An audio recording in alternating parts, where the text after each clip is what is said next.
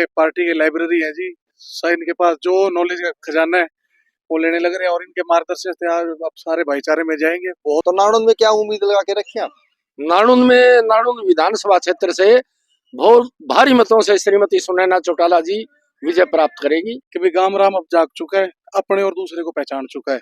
किसानों के लिए इस्तीफा दिया, लेकिन किसानों का ये मानना है कि हमने इलाहाबाद उपचुनाव में उनका सम्मान कर दिया, उनको फिर दोबारा कुर्सी बैठा दिया। अपने हरियाणा परिवर्तन यात्रा भी निकाली है, किसानों के लिए अपना कुर्सी भी छोड़ दिया, इस्तीफा दे दिया। आपको लगता है कि भाई इस चुनाव में उसका फायदा होने वाला है? बिल्कुल जी, श्रीमती सुनैना चौटाला की जीत कल सुनिश्चित करेंगे। 75 रुपए चौधरी देवलाल वृद्धावस्था समान पेंशन मिलेगी।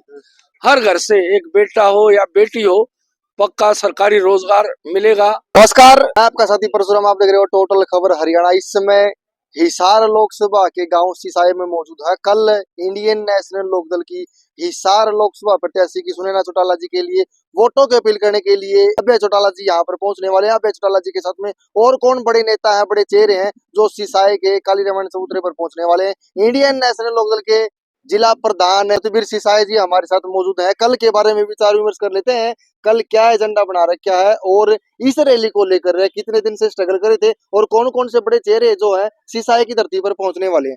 सर नमस्कार, स्वागत है। नमस्कार जी, पहले तो आपके चैनल के माध्यम से सभी आपके श्रोताओं को नमस्कार, धन्यवाद सर, हार्दिक बधाई। ये जो कल का रैली स्थल का आपका जायजा लेने के लिए आप यहाँ पर पहुंचे सर, क्या कुछ खास है इसमें और कौन कौन सी बड़ा चेहरा दस्तक देने वाला? कल पार्टी के प्रधान महासचिव, इलाहाबाद से विधायक खेल रत्न, किसान केसरी चौधरी अभय सिंह चौटाला जी गांव सिसाई में सुबह 10 बजे पहुंच रहे हैं और बहुत भारी जनसभा को संबोधित करेंगे।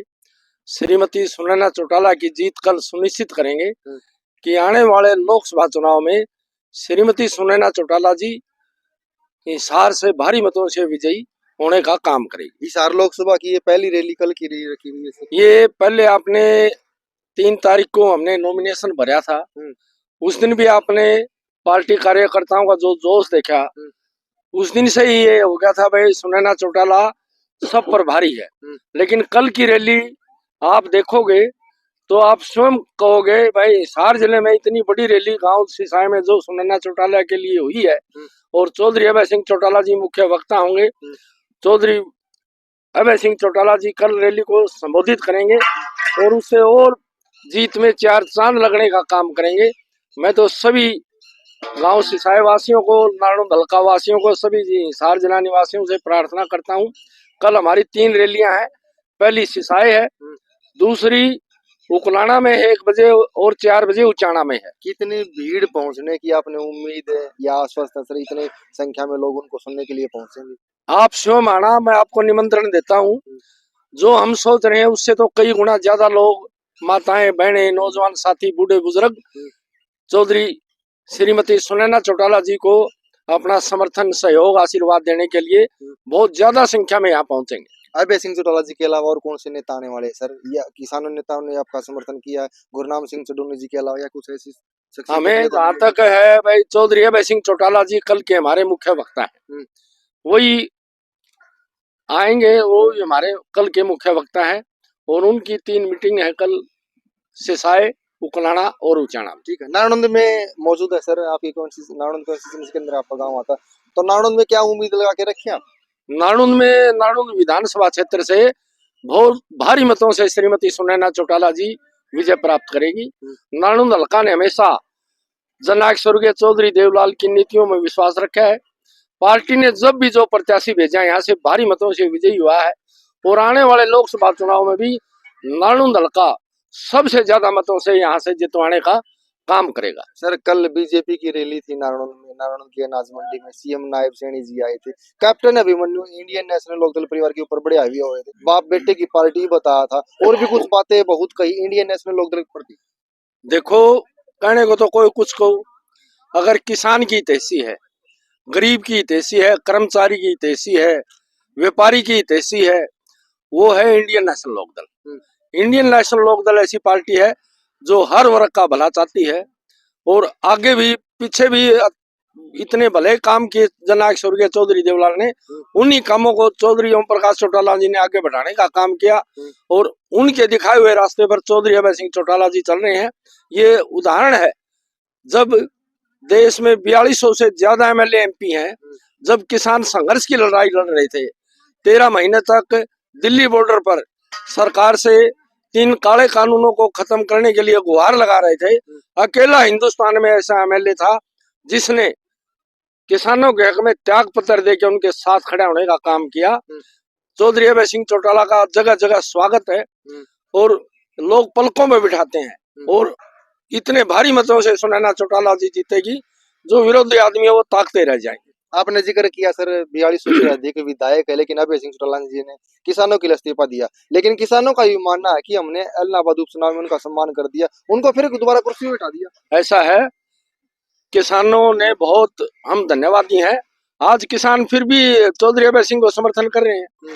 चुडनी साहब और जितने किसान संगठन है वो स्वयं कह रहे हैं भाई हमारे लिए जो अभय सिंह ने किया है उसका हम सवाह करके लुटाएं। सर आपने हरियाणा परिवर्तन यात्रा भी निकाली है, किसानों के लिए अपना कुर्सी भी छोड़ दिया, इस्तीफा दे दिया, आपको लगता है कि भाई इस चुनाव में उसका फायदा होने वाला है? बिल्कुल जी, ये नीतियों का फायदा है। जो चौधरी देवलाल की नीतियों को लेकर आगे बढ़ेगा उसको फायदा मिलेगा और लोग उसी पर विश्वास करते हैं। भाई आने वाले समय में इंडियन नेशनल लोकदल ऐसी पार्टी है जो किसान का, कमेरे का, कर्मचारी का, व्यापारी का भला करेगी।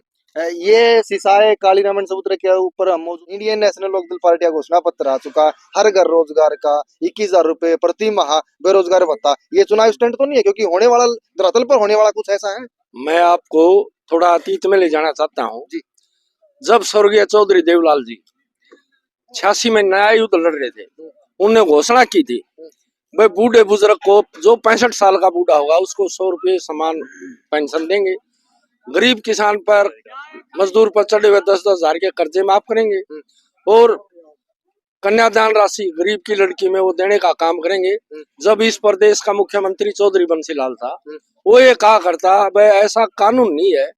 ये चौधरी देवलाल तो झूठ बोल के वोट लेना चाहता है, जैसे आप अब कह रहे हो भाई ऐसे कर रहे हैं लोग जी। लेकिन चौधरी देवलाल कहा करते मुझे आप अपना सेवक बनाओ और मैं ये काम पहली कलम से करूंगा। और उन्होंने शपथ लेने से के बाद सबसे पहले यही काम करे।